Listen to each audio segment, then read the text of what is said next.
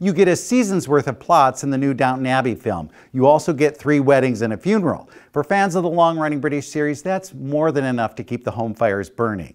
In a New Era, as it's subtitled, the Granthams agree to rent their home to a movie crew, largely because they could use the money it would bring in.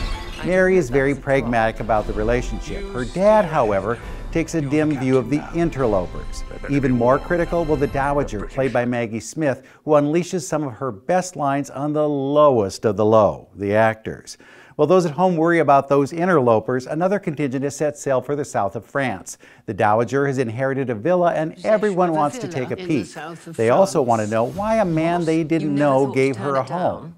Toss in some downstairs rumblings and a new era bubbles with activity. The film, in fact, looks like a Ralph Lauren ad come to life, particularly when the family hits the French resort. Directed by Simon Curtis, this Downton Abbey is a little more upbeat and predictable than most episodes. It still has a lot of bait-and-switch intrigue, but this time it's a bit more obvious where it's going.